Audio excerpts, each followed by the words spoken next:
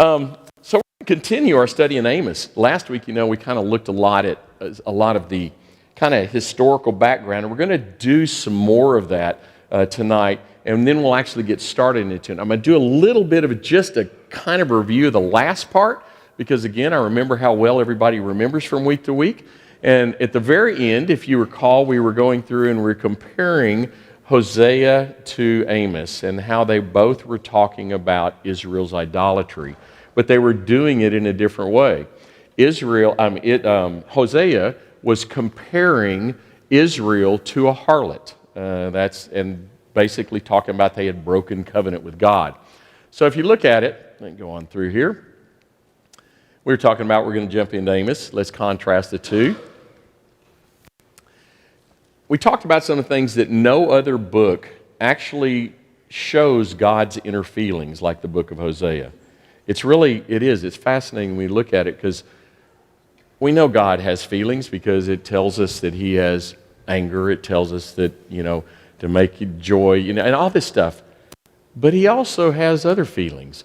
And as we looked at, it said He's portrayed as a spurned spouse, a loving parent of a rebellious child, a husband whose wife is out on illicit things, and a dad who slumped over an old picture remembering his son before he cut himself off from the family. And those are some deep, heart-wrenching things. And actually, it's pretty comforting to me to know that our God, not that I want Him to feel that, but that He has that empathy and that heart for His children. And so we went on and said that He was in anguish over, and this is where we stopped just before this, and it says God is in anguish over, it talks about that God is in anguish over Israel's unfaithfulness. In Hosea 11:8, it says, "How can I give up on you, O Ephraim? How can I hand you over, O Israel? How can I make you like Admah? How can I treat you like Zeboim? My heart recoils within me. My compassion grows warm and tender." Now, the thing I look at, do y'all remember, does anybody know who Admah and Zeboim, who that is? Those are actually two cities that were in close proximity and vicinity of Sodom and Gomorrah that were actually also apparently destroyed during the same time. And so God is saying, how can I do this to you? How can I make you like them? How can I destroy them? God doesn't want to do it. So there's a God who's very compassionate. Now Amos, on the other hand, instead of speaking of Israel and comparing her metaphorically as a harlot or as an adulteress, it goes through and it talks about the failure of Israel as an unjust hypocrite. What they look at is, he looks at the failure of Israel Hosea examines the failure to uphold for God, but Amos focuses on the moral decay and the social injustice that actually they're doing, because there's a whole lot more. Amos lays it out on the line a lot more. Hosea more does it through the metaphors. But when you look at Amos comes in, and that's one of the reasons this class called Boldness of Faith. Amos doesn't back down. Amos comes in and flat slams Israel when he talks to them. He accuses Israel straight out of idolatry. So let's kind of begin to look at the book of Amos. And when we start looking at Amos, I'm going to kind of build up to what's happened. You know all of these things, but I want to set the time frame for you, because if you're like me, a lot of times I go through and when I read through Scripture, okay, I read Amos, yeah, that's great. When was Amos? I don't really have it in my head where Amos is, and where's Hosea? I don't really have it where it is. So I want to put it historically in the time frame in relationship to other things that are going on. Okay, we all know, we talked about Moses leads Israel out of Egypt. Great, that's fantastic. And then we know that what happens from there, then they get to stay out and wander for 40 years, and then Joshua finally goes with the Israelite nation, and they go into the Promised Land. Once they go into the Promised Land, then about 1000 BC, David becomes king. Now we know that Saul was there, and then David came in, but David was about 1000 BC, actually, when he ruled as king. But then the first temple was actually built in 957. Now, anybody remember who built the first temple? Solomon did. Solomon's the one who built the first temple. So this is a time that we're going in. The reign of David was good. Solomon's in there. Things are good. And then they go and build a temple. But then what happens is we go through, excuse me a second. I promise I test if I don't have code. So. Then we had a divided kingdom. You got the kingdom of Israel and you have the kingdom of Judah. And this was a time that actually where Amos was. This was during the divided kingdom. That's the period that this takes place. Then we know is in 722 BC, the northern kingdom was taken off into Assyrian captivity. We know that in 586 BC, Babylonians came in and took off the southern kingdom into Babylonian captivity. And then in 515 BC, they returned from captivity. So this kind of just, I want to set the time frame for you, and this will show it on a timeline, and to kind of put it in place. Here's Amos. You go and look at Amos in there, and you say, okay, who was he around and where was he? Well, again, it was during the time of the divided kingdom. That's kind of an important thing because it is Amos, who is from the southern kingdom, going to actually prophesy to the northern kingdom. It's in here, some of his contemporaries, Amos was thought to be written in the range of 760 to 755 BC, somewhere around in there. And some of his contemporaries that were there were actually Hosea, Jonah, and Micah. Those were some who were in a similar time frame that they go through. And we looked at Hosea, some of his, again, how they were very, very similar in the way that they chastised Israel for the way that they were behaving in the way that they had been adulterous in their relationship to God. And again, around 722 is when Assyria came in and took off the northern kingdom into captivity. So who was Amos? Does anybody know much about Amos? Anybody tell me much about him? Shepherd of Tekoa. Very good. Anything else about him? What's something else he did? Anybody know? All right, so what? Huh? A picker of sycamore fruit, of figs. Yes, of sycamore figs. Very good. That's exactly what it was. And it says here in Amos 1:1, it says, the words of Amos, who was among the shepherds of Tekoa, which he saw concerning Israel in the days of Uzziah, king of Judah, and in the days of Jeroboam, the son of Joash, king of Israel, 2 years before the earthquake. Now we'll learn a little bit later that he also was a tender of figs. In 2 Kings it talks about the fact, it says, and this is looking at the time of when he was, it says, all the people of Judah took Azariah, who was 16 years old, and made him king instead of his father Amaziah. Now this was, again, when Amos was going on during his time. In 2 Kings 15:1-2, this is where it talks about Jeroboam being king of Israel. It says, in the 27th year of Jeroboam, king of Israel, Azariah, the son of Amaziah, king of Judah, began to reign. He was 16 years old when he began to reign, and he reigned 52 years in Jerusalem. His mother's name was Jechaliah of Jerusalem. So it's kind of setting who was where, what king was in what kingdom, in the northern kingdom, and the southern kingdom, and where he comes from. Now this was an interesting thing. In Amos 8:9, a lot of this, one of the reasons that it can be dated fairly close to where we think it is written, is from some of the things that Amos wrote in the scripture. In 8:9 he said, and on that day, declares the Lord, I will make the sun go down at noon and darken the earth in broad daylight. Now this was actually an eclipse that went on during this time, and they have gone back and dated it, and it actually occurred on June 15th of 763 BC. So this was a time that was during it. They can start taking this and trying to put it together to see when Amos actually was dated. Because again, as I said last week, there's only one prophet that actually dated himself. The rest is kind of conjecture, as we don't know completely and exactly when it was.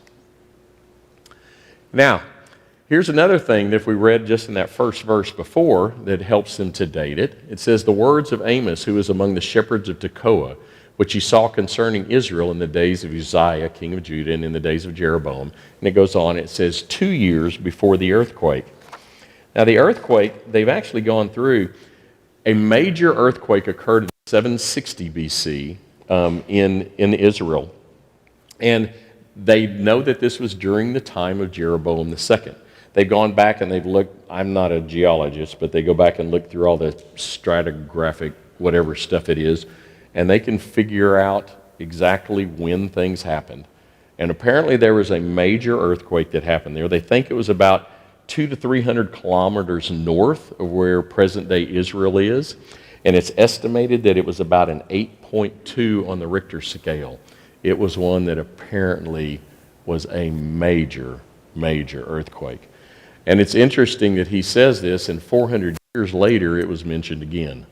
And so it must have been some kind of a devastating earthquake for that to happen at that time.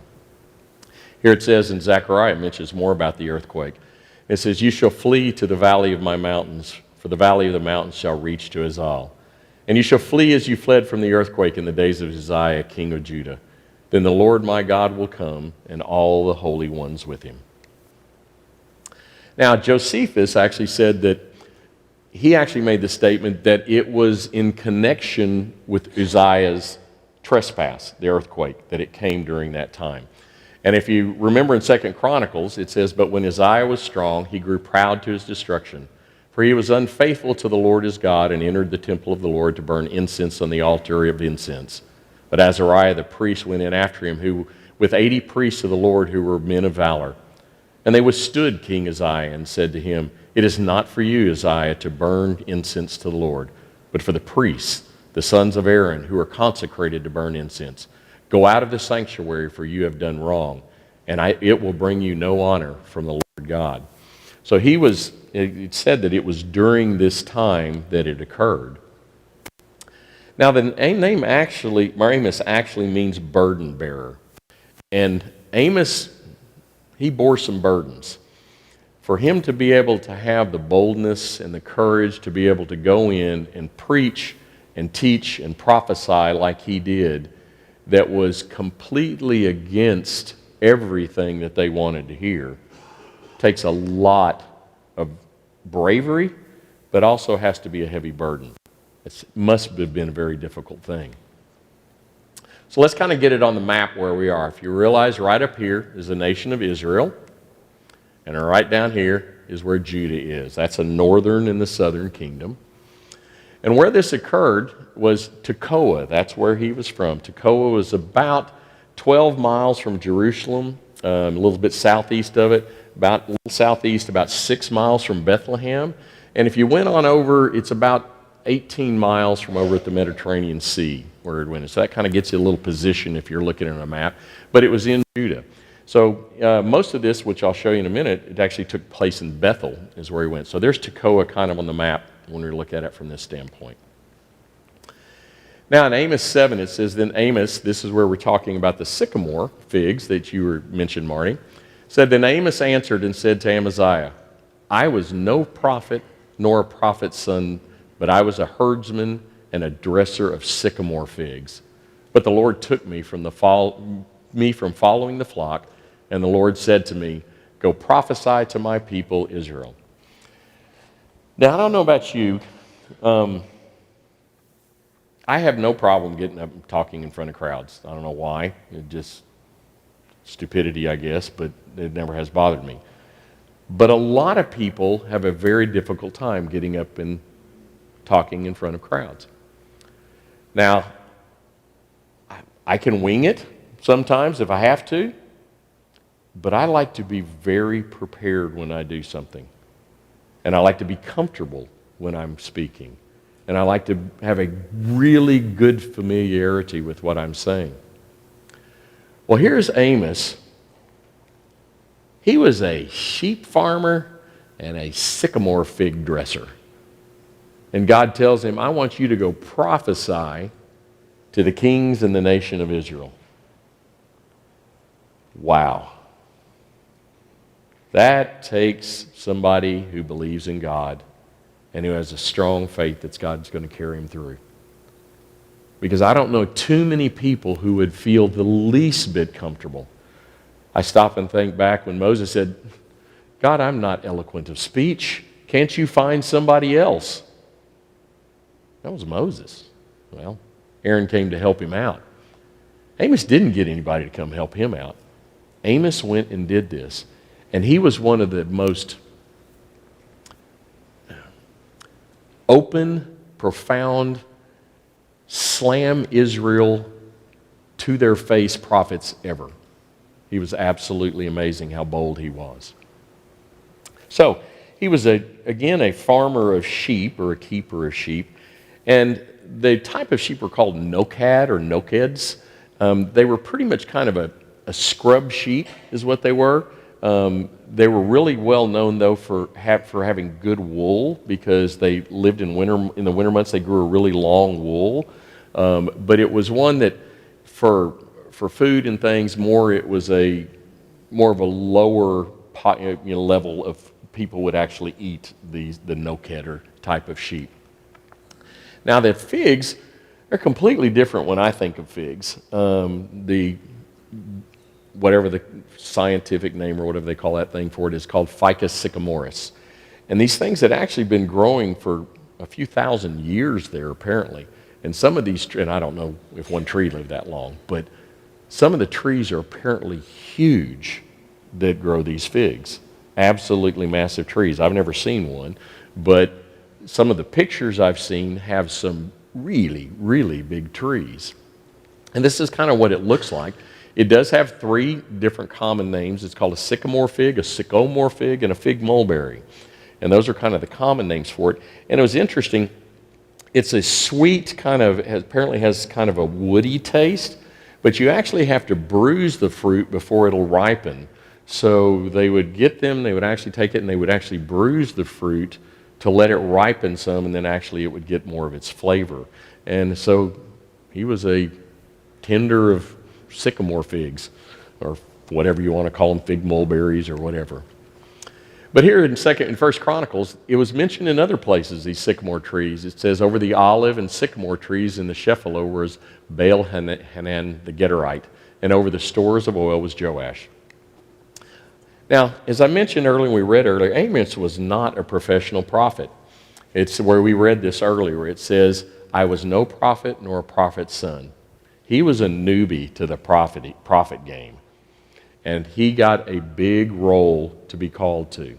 This is like going from remedial level to doctorate level overnight. You're slammed into it. But he did it. Now, one of the things that Amos really did, again, was, it's supposed to be on 2 lines, sin and temptation, but is how bad sin and temptation is. And the problem is a lot of times we never see the fine print with sin and temptation. But Amos brought out the fine print. And the fine print that he ended up telling one is God is a holy God, and he must discipline his people when they sin. We're going to look at an overview of Amos here in a few minutes, and this will be a big part of it, of how God, because of his righteousness, calls his people to judgment. So again, what happened is, as you know, Israel and the nation of Judah, they broke off into 2 separate nations. And Israel decided that they didn't want everybody to have to go down to Jerusalem to do the worshiping. So they set up 2 sites to worship. One was there in Bethel, which is again about, I think it's 12, 18 some odd miles. I have to go back and look exactly, from Tekoa, where he was. And then there was also Dan. Go back from there. There's also Dan, which is way up high, and we'll look at it in a minute. But if you envision, that just took my whole joke away here in a second. You know, Amos was from the country, and Bethel was the big city. And this was supposed to be the joke. Now, yeah, most everybody in here knows the Beverly Hillbillies. So that's kind of what it was like. You're talking the Beverly Hillbillies taking off and going into the big city. And that's kind of what it was for Amos. He was more of a, my brain drew a blank. The one who was beheaded, John the Baptist. John, my brain drew a blank there. But John was out in the wilderness all the time. So was Amos. And what did Amos do? He's called to go into the big city and start preaching to people. It's 1 Kings, it says, so the king Jeroboam took counsel and made 2 calves of gold. And he said to the people, you've gone up to Jerusalem long enough. Behold your gods, O Israel, who brought you up out of the land of Egypt. And he set one in Bethel, and the other he put in Dan. It still amazes me how they forget.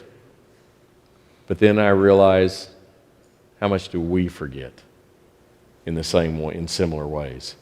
Because here's Jerusalem, the place that was set up. The temple was there. This is where they're told to worship. They decide they don't want traveling. You don't need to go up in there anymore. And you know what? The guy who brought you up out of Egypt, they didn't forget they got brought out of Egypt. They just forgot who brought them out of Egypt. So who brought them out of Egypt were 2 gold calves. Well, as I showed you earlier, there's where Bethel is, and up high, a little bit way up there, that's where Dan is. So that way, they set it up to where you don't have to travel quite so far to go worship your golden calf. Depending if you're in the middle of it, you can go either way. Well, that's how they set that up, which was complete idolatry, as we all know. And that's one of the things that Amos was going to talk about. Now, what about Jeroboam II? He's an interesting king.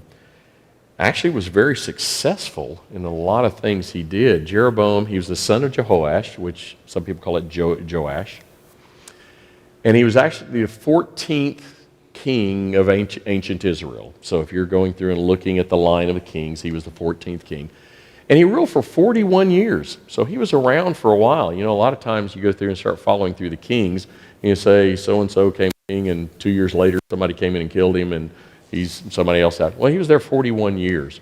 One of the things, the kings at that time, which we read earlier, were Amaziah and Uzziah of Judah.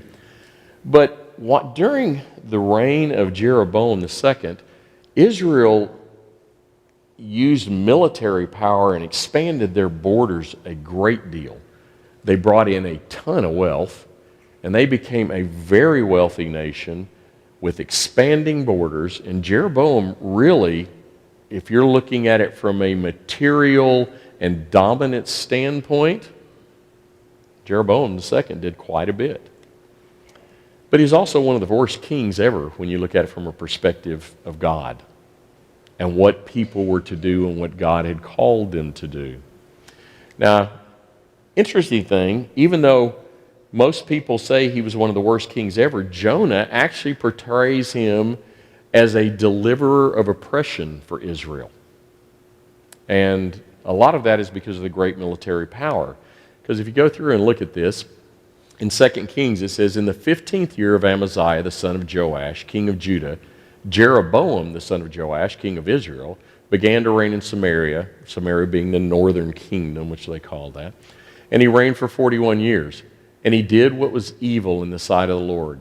He did not depart from all the sins of Jeroboam, the son of Nebat, which he made Israel to sin. He restored the border of Israel from Lebo-Hamath as far as the Sea of Arabah, according to the word of the Lord, the God of Israel, which he spoke by his servant Jonah. For the Lord saw that the affliction of Israel was very bitter, for there was none left, bond or free, and there was none to help Israel. But the Lord had not said that he would blot out the name of Israel from under heaven. So he saved them by the hand of Jeroboam, the son of Joash. So it's interesting, one of the kings who is said he did evil in the sight of the Lord, and a lot of people say he was one of the worst kings. He also, Jonah credits him as being one who saved Israel. And again, this was more by the military power that he went in and he started protecting them and expanding borders and bringing in wealth. So what did the wealth do? this is where we're really going to start looking at Amos and getting into it a lot. Wealth can be good, wealth can be bad. Wealth can be in between. Take your pick. But what had happened actually in Israel was wealth led to apathy. And in apathy led to neglect of the poor. It's one of the things that Amos really came down on them for. It came down on social injustice, and it also brought about idol worship. So it was one of those little trails that people have a tendency to fall down sometimes. Things start to look shiny, and we head towards the shiny. But sometimes the shiny is just a bright light that slaps you in the face. And that's ultimately what ended up happening to Israel. Because Amos is ultimately going to predict what's going to happen to them, which ended up coming true 40 years after the prophecy when the Assyrians came in and took them off into captivity. Now, I'm going to first give a little credit. I've mentioned this before in some things. There's a website, and they have podcasts, and they do all this stuff, a place called Bible Project. I don't even know what faith these guys are. And a few of the things they say, I kind of go, well, I want a little more detail and insight on that. But the depth of knowledge of these two guys that have this thing called Bible Project, and the insights, how he is able to look at patterns of things that go through Scripture and the way that things flow together is, in my mind, it's pretty brilliant. They're really smart guys. And so I've got to give them a little credit because I'm going to use some of their one of the things they do, they have overviews of books, and you go through these overviews, and when they're doing it, they'll do the little line drawings where they're doing the overviews and talking about it. So all this stuff is free, so I did a project for me, taking it, they say you can have it and do anything you want with it. And so I'm going to use some of their little drawings just as my big outline to go through and show y'all some of the stuff. But I want to give them credit because it's really a neat place that I've found some good information from and some good background knowledge. So let's go through the book of Amos, and we're going to review the book of Amos and go through and take a big overview. And then the last classes that we'll be doing as we go through are going to be looking at the specifics and in more detail of what actually happened through it. But in the first couple of chapters, the message that God gives is actually to the nations surrounding Israel and actually Israel itself. And so it's kind of ironic because God goes in, Amos goes in, and when he is talking, the very first statement he says, it's blasting Israel. But then right after that, he goes through and he starts hammering all of the surrounding nations that are around Israel. And one of the things that he does is he goes through and looks at this, and after he gives that first line against Israel, he goes through and he starts talking about the Phoenicians, he talks about Aram, he talks about Ammon, he talks about the Moabites, he talks about Edom, he talks about the Philistines. And it's kind of interesting when you start looking at that and how that's surrounded. It's kind of like, where's my bullseye? I think that's where he's shooting. Because he goes in and he actually talks bad about everything that everybody else did around them. But then when he goes after Israel, he does 3 times the amount of writing against Israel that he did against the other nations. But it's like, let me go ahead and get my target set because I'm going to put it on the bullseye when I do. Now, I don't know if that's what God meant, but I thought it was pretty cool that you start looking at that. So Amos was called to go to Bethel. And Amos's book, as we talked about a little bit, is a collection of different sermons and poems and visions that he had written and that he had gone through. So if you look down there, you see little Tekoa. And what did Amos do? He did a little trip on up to Bethel. And as he went to Bethel, that's where he started to preach. And I can tell you, even though this was a long time ago that Amos went and prophesied, his message speaks just as much to us today as it did back then. Because as I put up here, people hear what you say, but they just don't seem to listen. It's a good thing we take notes at our office, because I'll have patients come back a year later and say, well, you never told me that. Well, let me read our notes from last time, This is what it is. And then they go, oh yeah, I do remember that. That's one of the things that it's real easy to hear what we want to hear and not hear what we should be hearing sometimes. And so I think his message to the northern kingdom is just as applicable to us today as it was back then. Because the things he's going to talk about are going on today just like they were going on back then. So let's look at chapter 1 and 2. As we talked about, first off, he goes in and it's a message to the nations and to Israel. And then he makes the allegations against all the nations. That was a little bullseye that I was telling you about. And he goes in and he draws that. But then he comes in and he makes the accusations against Israel. And again, there were 3 times the amount of accusations that he gave it against Israel. But then what he does, he goes in and he starts talking about things. He actually talks about they are ignoring the poor people, all these people with wealth. They go in and they do their outward deeds, but they ignore people. They end up taking people if they ignore these poor. If people have debt, they end up taking them off into debt slavery and not giving them any way to get out of it. And then they actually deny them any legal representation, which I didn't know that was really that big of a deal back then, but apparently it was. And so what he says right now, he said, you all are getting along great. God blessed you. You got to expand your borders. You got to bring in wealth. You now have gotten apathy. Your wealth has caused you to look down on the poor. It has caused you to put people in jail. It has caused you to not allow people to have legal representation. And what does he say? God says, the party's over, gang. Get ready, because the little balloons are getting ready to pop. Now, that's basically when you go with the first part. The second part is actually a message to Israel and its leaders. Those are where you're looking really through 3 through 6 are the chapters that you're going in and looking at in there. What he does first off, he goes through and he says, it's the message to the leaders in Israel. He says, you know what? Weren't y'all the ones that I brought out of Egypt? Weren't you the nation that I chose to be my people? Aren't you the nation that I have blessed? And look what you're doing. So what did he do?